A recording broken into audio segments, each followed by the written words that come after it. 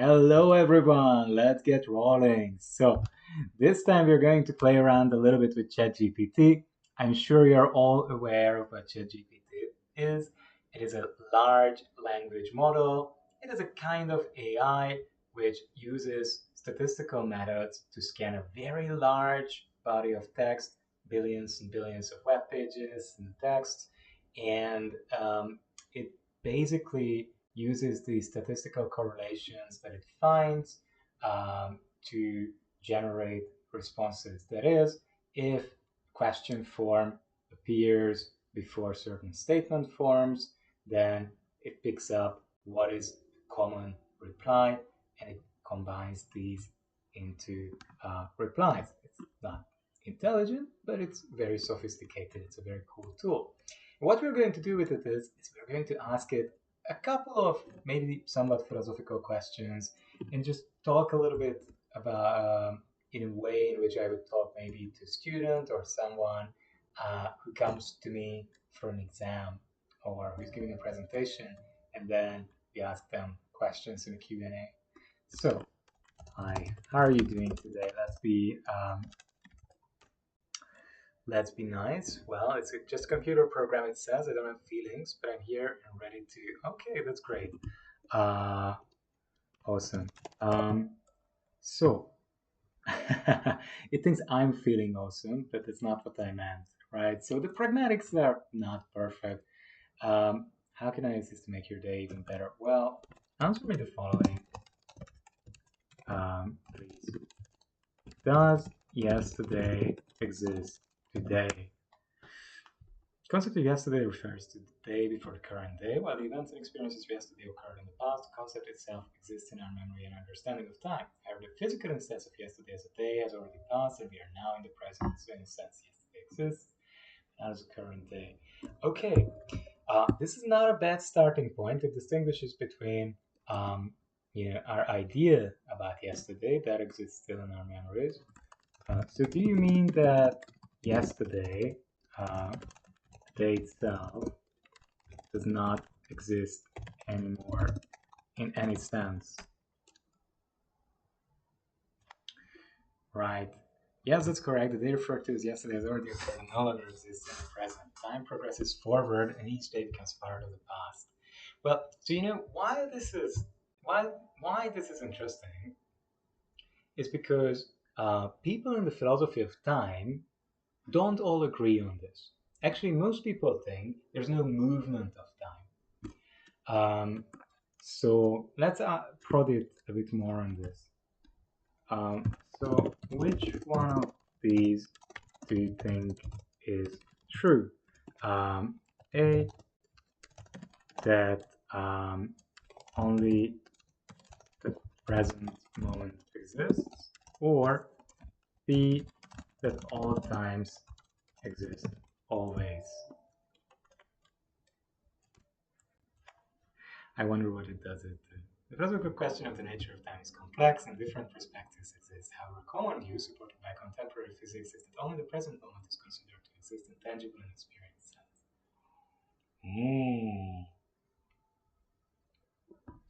All events in time are seen as equally real and exist simultaneously, but our subjective experience moves through this block perceiving one moment at a time. So option A, the only present moment that aligns with this understanding. All these essentially recognize that this is the perspective and the nature of time is still a subject of physical consensus. You see, so this is something very interesting. ChatGPT is now trying to tell me which of option A and B that I asked him about would be closer to the most accepted view by the majority of experts, which is not a bad strategy.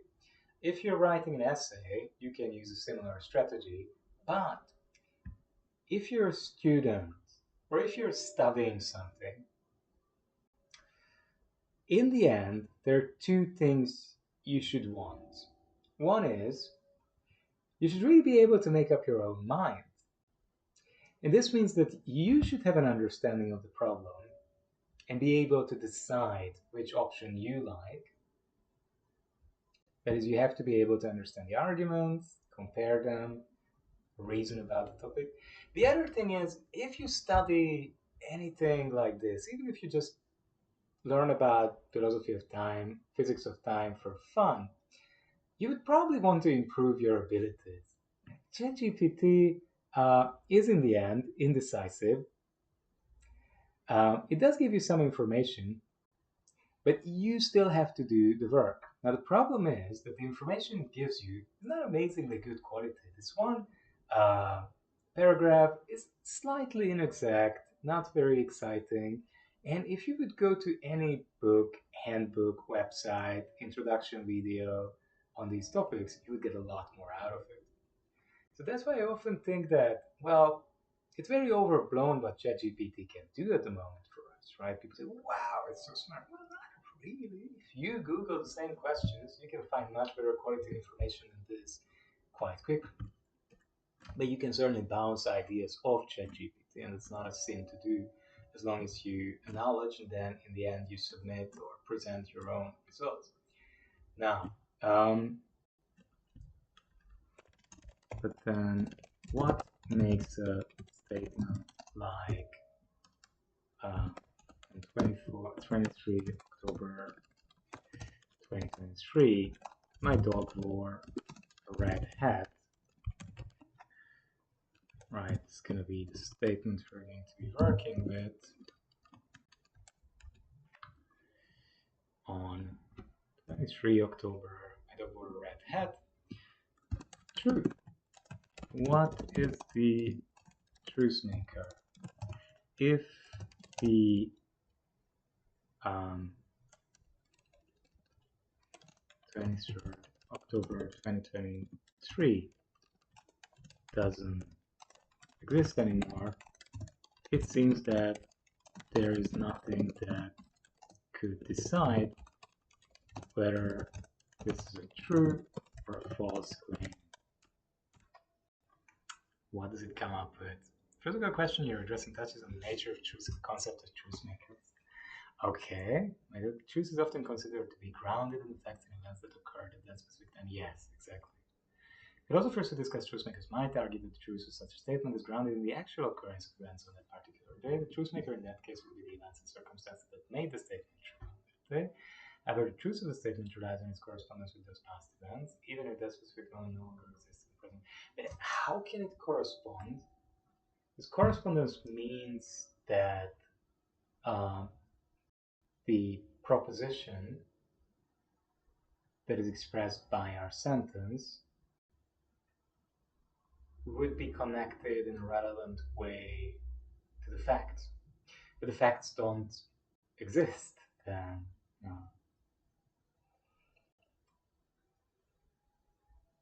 but you see, it gets very non-committal.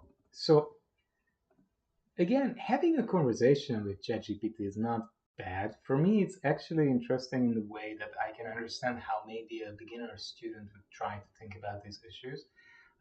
I've been doing philosophy for a long time, so sometimes it's easy to forget how my students or someone who hasn't read a lot of philosophy, done philosophy, would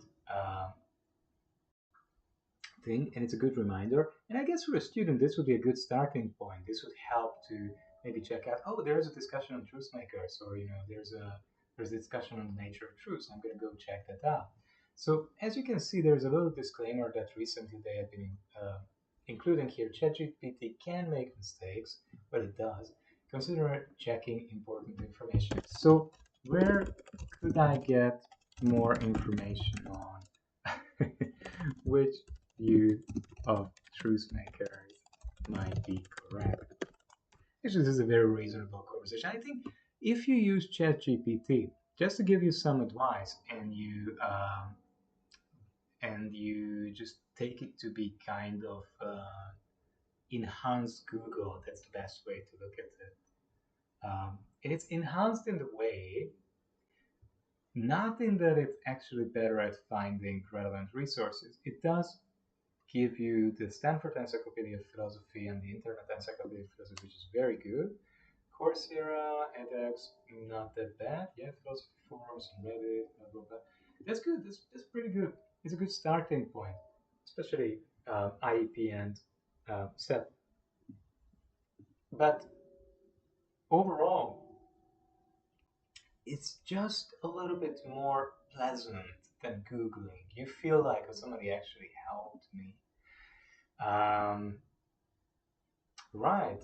So, look, if you are a student and you do need some help and you're tempted to use ChatGPT, what you shouldn't do is you shouldn't copy out something like this and just submit it. Why not? Well, one, it's entirely non-committal. There's no conclusion. If you're working on an essay, if you're trying to find the truth, even not just for an essay, you're just genuinely interested as a researcher, you're writing your master's, or you're just a person who wants to know more, you don't want a non-committal stance on things because you're interested in the truth, and the truth is either A or B or C, but it's definitely not, well, maybe it's A or B, that's wishy-washy. And if you submit essays like that, or if that's where you end up, you haven't really found anything. And as a teacher, I can't really value that much. Now, I've had one or two cases when people started using ChatGPT, and a few students were uh, perhaps not entirely honest in their submissions, who knows. Um, they copy also the kind of disclaimer that ChatGPT usually includes at the end. Um, so, for example, to this kind of short paragraph. This is very easy to pick up. Any teacher worth his salt will know that, well, this is just something that came from a video or something that came from a very superficial discussion, or most likely from one of these essay generating tools that incorporate ChatGPT. So you know usually it's quite easy as well to see um, how someone wrote their paper and where their information is coming from. It's not as hard to catch people if they're cheating with this kind of software. Let's flash text. So, can you help me a bit more? Who is the current king of Hungary?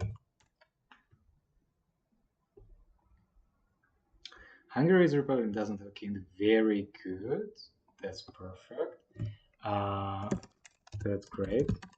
And who was the first female prime minister of Japan? That's my last knowledge. Japan has not yet had. Oh, you see, this is very interesting. People managed to trick ChatGPT a few months ago with this question.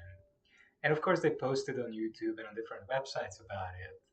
And probably the team went and updated this either manually or they provided some training data that's relevant to this kind of information. And one of the interesting things about ChatGPT is that it's not very transparent exactly what goes into training it. Of course, if you're working for OpenAI, maybe if you're working at a sufficiently high level, but we, the great public, don't know that much about it necessarily. And I don't know, for example, how much good quality information it accesses. If it accesses Reddit and publicly available websites through uh, Google or other browsers as well, maybe through Bing and Yahoo and whatever else is out there, DuckDuckGo, then it's going to get a big hodgepodge of information, a lot of bad quality information, and it won't get any of the information that's behind the paywall, which is sadly most of the high quality information, either at the better journals and newspapers or at research journals and in research books. So maybe they're trying to do about this something recently, but you see, it's quite undecisive about certain things. But now it also includes a disclaimer on this that they don't know. Right, and you can also see that this was the cutoff point for the data set. So it doesn't know anything that happened since January 2022, which is also interesting. All right. So much about it for today. It's always fun to play around with this application, and it's interesting to see how it's getting better and better at managing communicational situations. It's still uh, not able to argue for views, but it's getting better at giving you information in a way that helps you to do your own research and work. And that's what it's great for. Okay, these are my ideas at the moment on ChatGPT. Thank you so much, everyone, for watching. Have a lovely day, have fun, and enjoy your weekend. Bye bye.